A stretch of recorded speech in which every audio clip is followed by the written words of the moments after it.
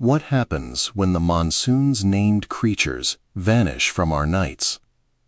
Stephen Alter invites us into a very specific kind of wonder, the world of monsoon insects. He takes us back to his childhood in Landour, where collecting beetles was a rainy day ritual, full of discovery and vivid detail. But beyond the delightful nostalgia, this piece gently nudges us to notice something profound. What happens when those familiar sounds and tiny creatures start to disappear? It's a quiet meditation on how we connect with the natural world and what we might be losing, one beetle at a time. Written by Stephen Alter in Scroll.in, narrated for Arva. When I was a boy growing up in Landour, the monsoon was a time for collecting things, particularly beetles and other bugs. The rains brought with them a vast assortment of crawling creatures, like the common house spiders that appeared on our bedroom walls, sometimes bearing white silk egg sacs full of dozens of tiny spiderlings that scattered in all directions if the sac broke. Though the adult spiders looked alarmingly large, these were harmless creatures that helped control insect pests. Another arachnid that often appeared indoors during the monsoon were scorpions that squeezed through gaps under the doors or crept in by way of bathroom drains. They sometimes took refuge in our shoes, and every morning we made a habit of knocking the heels of our sneakers together and shaking them vigorously to make sure that nothing was hiding inside. As budding naturalists, beetles were our prime objective, and best collected near the streetlights on the Chakar and Terry roads.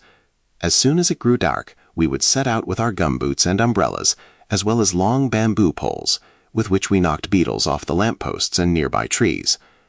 They would often buzz through the air like incoming drones, while our torch beams pierced the darkness as if they were searchlights. Hundreds of species of beetles emerged in the monsoon, but there were a dozen or so that we hunted, and for these we had our own names. The largest were common stags, with pincers that looked like antlers, 3 to 5 centimeters long.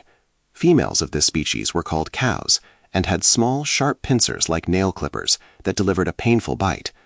Another kind of stag beetle was a glossier black and somewhat smaller. These were dubbed Chinese stags, for reasons I can't explain. Bamboo beetles used to be the most common species, a bit like large cockroaches with rusty red bodies and long antennae. Difficult to hold between your thumb and forefinger because of a soft carapace, they squirmed wildly when you picked them up. The pincers on bamboo beetles were compact and strong, effortlessly snapping through matchsticks and twigs. Alongside these were several species of rhinoceros beetles. The most common were cherry rhinoceros, which had 3 horns instead of pincers. They appeared black at night, but in daylight their wing plates had a rich reddish hue.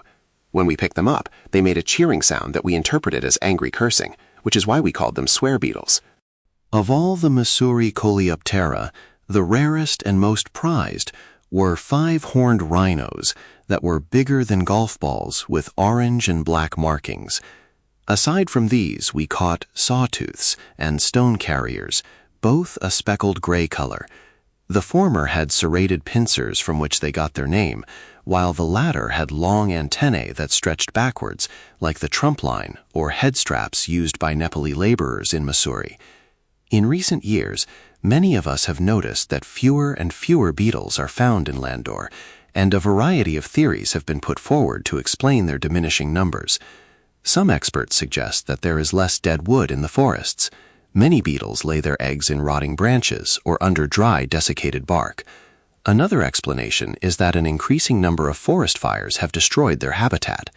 As a result of climate change, rising temperatures and reduced humidity could also have affected the beetle population. But no entomologists that I'm aware of have applied themselves to the problem, and without a careful survey of species, it's impossible to gauge exactly what has happened. All I know is that the whirring of beetles' wings is no longer a common sound on monsoon nights. During mid-August 2025, I was able to team up with Vivek Sarkar, a senior project scientist at the Wildlife Institute of India in Dehradun. An authority on cicadas and other insects, Vivek joined me in Landour for 4 days to film a short video about biodiversity during the monsoon. Our objective was simple: to find and document as many creatures as we could locate during this short space of time. Though heavy rain often interrupted our foraging, we came upon a remarkable range of life forms that Vivek and I were able to capture in videos and still photographs. August is the liveliest month of the monsoon, when insects are most active. In preparation for Vivek's visit, I took several short recesses around the hillside before he arrived. Walking down a trail that leads from our house to a campsite known as Fairy Glen, I scanned the fern-laden trees as well as the wet leaves littering the ground for any signs of life. Passing a moss-covered oak, I spotted a small black object about the size of a pinhead. When I peered under the layered fringe of ferns, I could just make out the shape of a cicada hiding in the shadows. About as long as my index finger, it was perfectly camouflaged. The black spot was one of its eyes, while the mottled coloration on its head and body matched the green shades and textures of the moss. Its wings were transparent, except for a latticework of black veins. The cicada sat perfectly still while I photographed it, but when I looked up from the camera's viewfinder, it seemed to disappear because it blended into its surroundings so completely, like an optical illusion. Later, when he arrived, Vivek identified this species as Platylomia brevis, the most common cicada found in Landour at this time of year. These arboreal insects call for about an hour at dusk, a persistent sound between a whine and a rattle. Vivek explained that the ratcheting cry is made by the male to attract its mate, who remains silent. Male cicadas have a specific organ, known as a timbal, that produces the sound. They also have two membrane-like appendages that cover the timbal and help amplify the sound, as do the hollow cavities in their abdomens. The twilight hour when cicadas call is precisely timed to avoid predators. Males begin their timbalation after most birds have settled down for the night, and they stop calling as soon as bats begin flying about in the dark.